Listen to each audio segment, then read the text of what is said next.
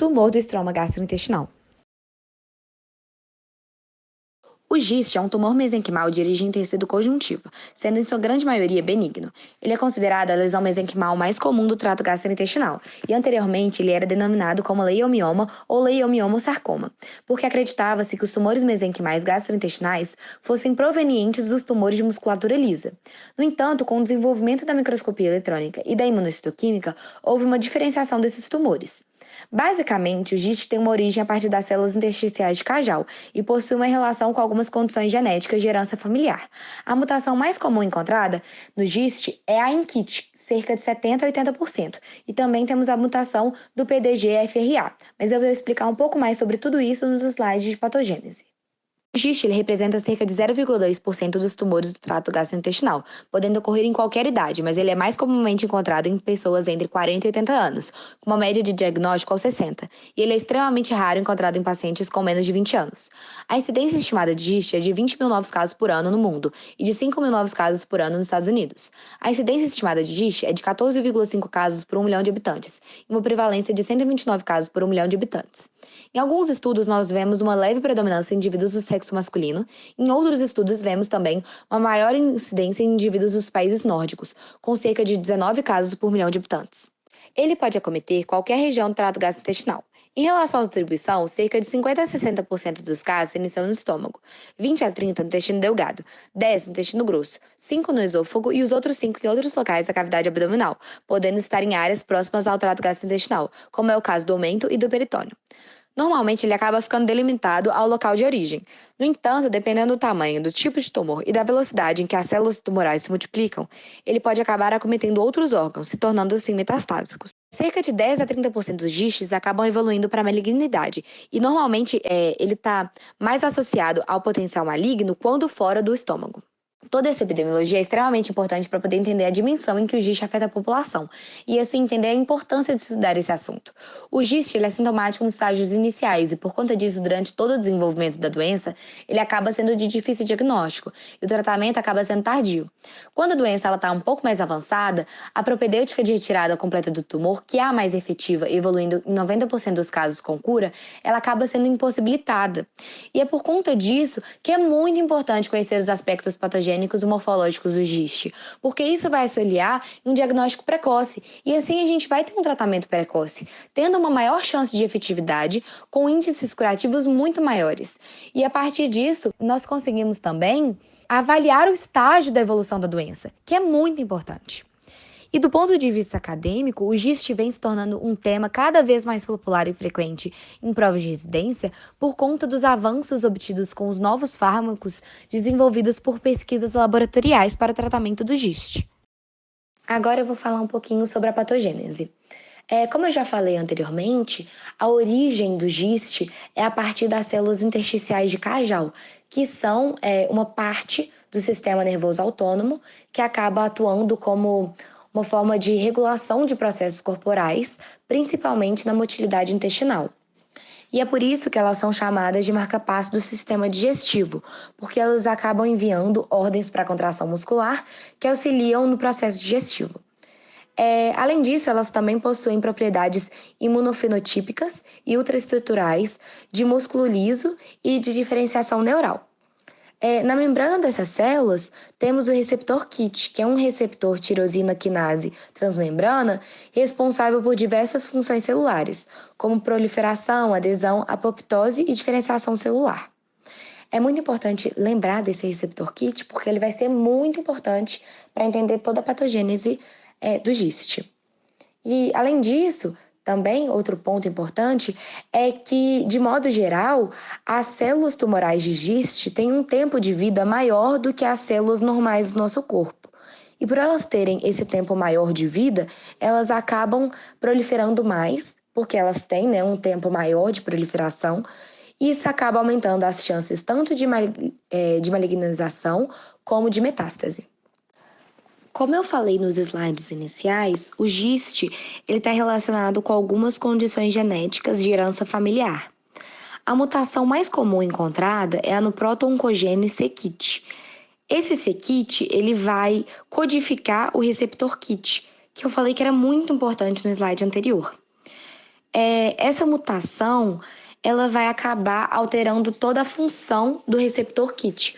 Porque quando a gente tem uma alteração genética em um gene, o receptor que ele vai codificar também será alterado geneticamente. Com isso, esse receptor vai acabar enviando sinais para as células que vão desencadear um estímulo que vai permitir a proliferação celular contínua e resistente à apoptose, porque a função normal do receptor, ela é relacionada, como eu falei no slide passado, com essa proliferação e também com a apoptose. Com isso, a gente vai ter uma multiplicação anômala e descontrolada, tendo a formação de um tumor.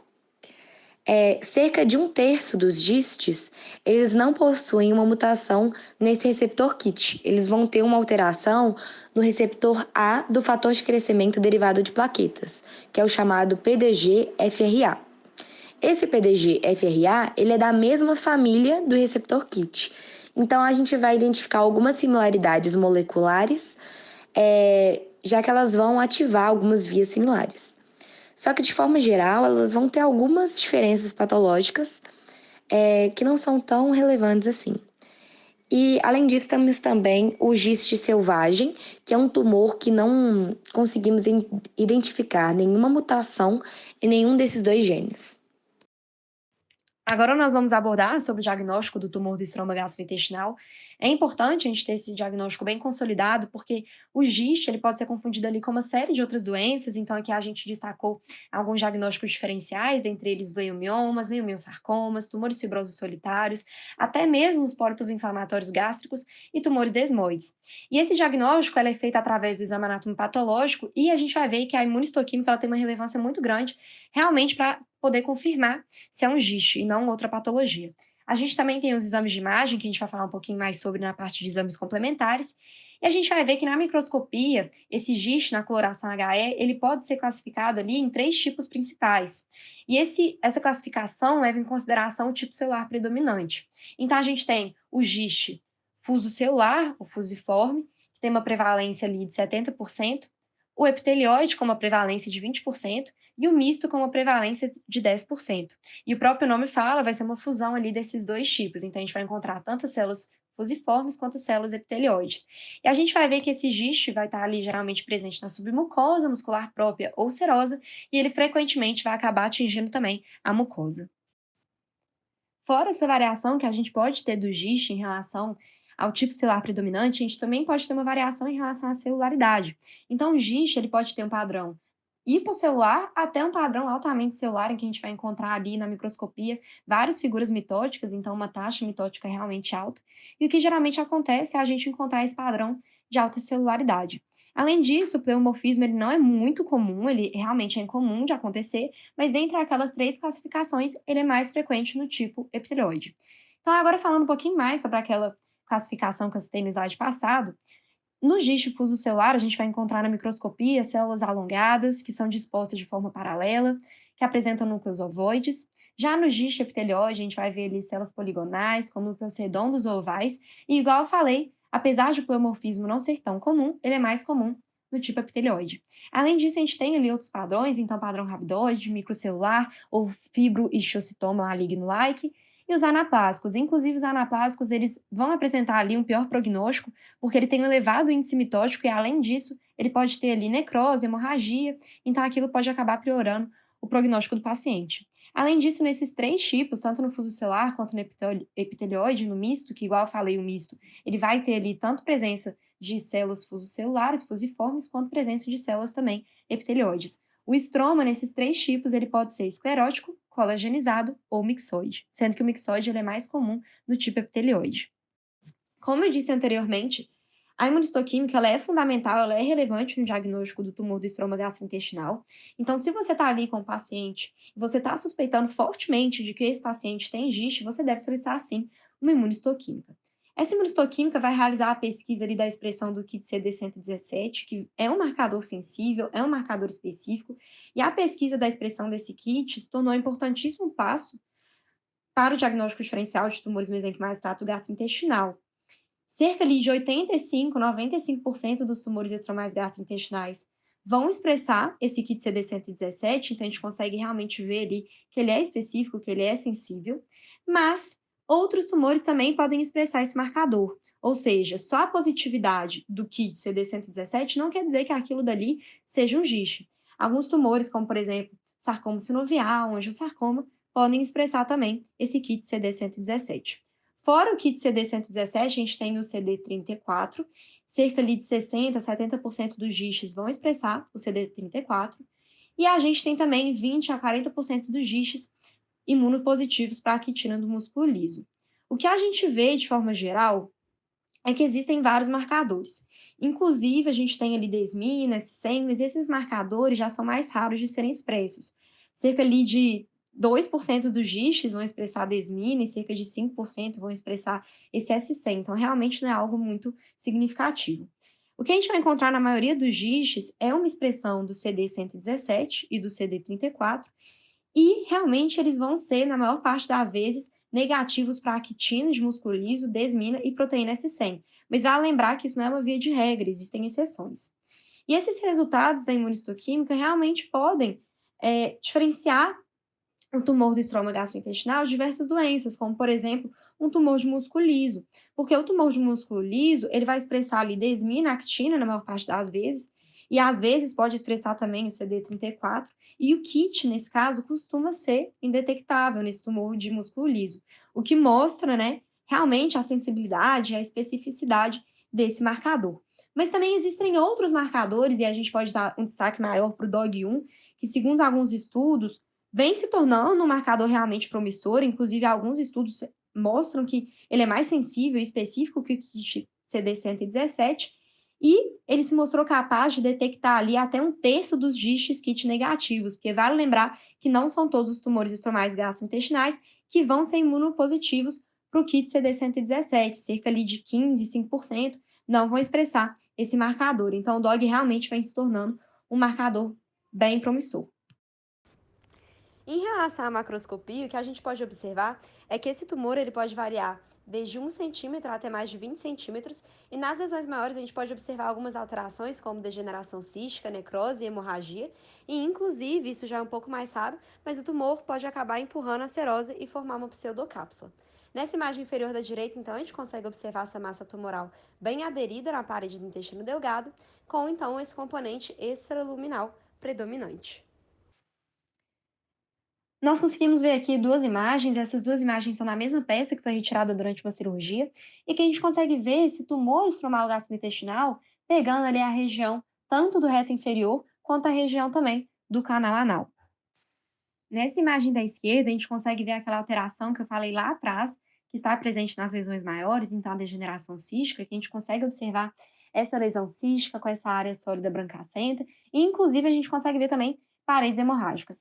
E na imagem da direita, a gente já consegue ver esse tumor gerando ali uma impressão, né, na superfície desse intestino delgado.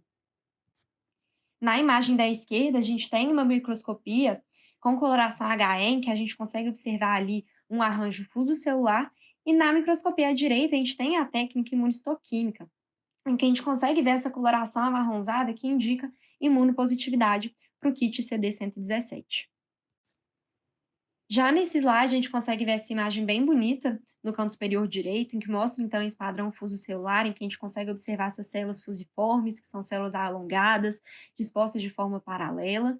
E na imagem abaixo, em que a gente tem ali A, B, C, D, E, a gente consegue observar na imagem A presença de hemorragia, e na imagem B a gente também tem um padrão ali fuso celular, em que a gente consegue observar também a presença dessas células alongadas. Já na imagem C e D, está mais mostrando ali uma metástase hepática, que é uma também das complicações que pode ocorrer no tumor do estroma gastrointestinal. E nesse slide, a gente quis trazer mesmo um comparativo entre o padrão fuso-celular e o padrão epitelioide. Então, a gente consegue ver que eles são bem distintos ali na microscopia. Então, no padrão fuso-celular, a gente realmente consegue observar essas células alongadas, dispostas de forma paralela. Já na imagem da direita, que é o epitelioide, a gente já consegue ver realmente a célula poligonal. E aqui a gente tem, inclusive, um apinhamento nuclear. Então, a gente tem um núcleo começando a sobrepor o outro. E a gente também tem o pleomorfismo, que, igual eu disse anteriormente, não é tão comum, mas é mais frequente no tipo epitelioide. Em relação à macroscopia, o que a gente pode observar é que esse tumor ele pode variar desde 1 centímetro até mais de 20 centímetros, e nas lesões maiores a gente pode observar algumas alterações, como degeneração cística, necrose e hemorragia, e inclusive, isso já é um pouco mais raro, mas o tumor pode acabar empurrando a serose e formar uma pseudocápsula. Nessa imagem inferior da direita, então, a gente consegue observar essa massa tumoral bem aderida na parede do intestino delgado, com então esse componente extraluminal predominante. Então, na endoscopia, o que a gente vai observar são presenças ali de massas que vão ter uma projeção para o lumen gástrico, e inclusive a gente pode ter ali também a presença de ulcerações. Então, nessa imagem endoscópica que a gente inseriu no slide, a gente consegue ver essa pequena ulceração, a gente consegue ver esse sangramento que está acontecendo ali junto com o tumor. Então, na esquerda, a gente consegue ver mais uma imagem endoscópica em que a gente consegue observar a presença ali dessa massa, com projeção no lúmen, né. E na imagem da direita, a gente trouxe realmente a ecoendoscopia, mais como uma curiosidade, que é a ultrassonografia endoscópica, que, igual eu falei, vem se tornando imprescindível, muito importante no diagnóstico do tumor do estroma gastrointestinal. Já nesse slide, nós trouxemos aqui uma radiografia e uma tomografia computadorizada. Na radiografia, a gente consegue observar que foi utilizado contraste, então, em volta de toda essa área branca, a gente tem ali uma lesão arredondada, circunscrita e tipicamente submucosa. E na tomografia computadorizada, a gente também consegue observar ali a presença de um tumor. E também tem o exame PET, que ele é principalmente indicado na detecção de tumores e de possíveis metástases. Então, na imagem apontada na seta, a gente tem a presença ali de uma neoplasia gástrica e, nesse círculo, uma metástase hepática. E por último, aqui a gente tem uma imagem da ressonância magnética. Essas duas ressonâncias são do mesmo paciente, uma antes do tratamento, a imagem à esquerda, né? E uma depois do tratamento, que é a imagem à direita. Então, nas duas a gente consegue observar esse tumor, só que na imagem à direita a gente consegue observar que esse tumor regrediu com o tratamento que a gente vai falar posteriormente. Manifestações clínicas e as complicações. A sintomatologia do GIST, ela depende basicamente do tamanho, localização e comportamento biológico da neoplasia. Cerca de 70% dos casos de GIST apresentam sintomas clínicos, 10 a 20% são assintomáticos e 10 a 20% dos diagnósticos são relacionados a achados incidentais. Ou seja, eles são descobertos ocasionalmente por meio de exames endoscópicos, tomografias ou até mesmo por procedimentos cirúrgicos relacionados a outras manifestações. Os achados clínicos principais são dor e desconforto abdominal, sintomas dispépticos, emagrecimento, náuseas, vômitos, saciedade precoce, flatulência e fadiga associada à anemia. Essa anemia, ela pode ser causada por um sangramento das lesões com ulceração da mucosa, e esse sangramento, ele vai ocasionar um quadro de hematêmese, melena ou enterorragia. E isso vai levar a uma anemia crônica, normocítica ou hipocrômica. Como foi dito anteriormente, os tumores de GIST apresentam predominantemente um crescimento extraluminal, e por conta disso, os sintomas obstrutivos são considerados raros. No entanto, caso esses tumores venham a crescer muito, eles podem obstruir o lumen gastrointestinal e, com isso, ter alguns sintomas, como disfagia, icterícia obstrutiva ou constipação, dependendo da localização da massa. Uma pequena parte dos gistes, relacionada também com esse aumento do tumor, podem vir a ser palpáveis. Além disso, cerca de 15 a 47% dos casos apresentam uma doença metastásica no momento do diagnóstico, sendo que as metástases mais comuns são as encontradas no fígado e no peritônio, sem acometimento de linfonodos regionais. As metástases pulmonares, ósseas e em parte moles, elas são consideradas menos frequentes e acabam acontecendo em situações mais tardias. Na literatura, é relatado alguns casos de metástase até 20 anos após o diagnóstico inicial de GIST. E por conta disso, é muito importante acompanhar clinicamente por longos períodos de tempo os indivíduos que possuem GIST benigno, uma vez que essas lesões elas podem evoluir após anos para um quadro maligno. Além disso, as neoplasias perfuradas, elas apresentam sinais de peritonite ou de sangramento gastrointestinal. E no caso de um sangramento intraperitoneal, ele acaba sendo secundário a uma necrose causada por pressão e ulceração. O tratamento ele depende basicamente da apresentação clínica, do tamanho, extensão, localização e também da velocidade de crescimento do tumor. O melhor tratamento possível é a excisão cirúrgica completa, ou seja, a remoção completa do tumor. Mas em alguns casos não é possível, sendo retirado apenas um segmento. Quando isso acontece, a gente tem um maior caso de reincidiva e também de sangramento intraperitoneal. A terapia-alvo, ela é um outro tipo de tratamento que usa de drogas e substâncias para poder atacar especificamente as células cancerígenas. E isso provoca um pouco menos de dano às nossas células normais.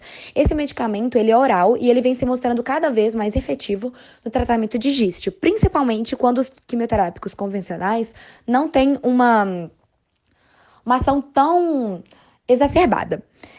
Esses medicamentos, eles são inibidores da tirosina quinase, que eu expliquei lá na patogênese. Então, eles vão ter as proteínas KIT e PDGFA como alvo, e elas vão bloquear a capacidade das células tumorais de crescerem e se dividirem.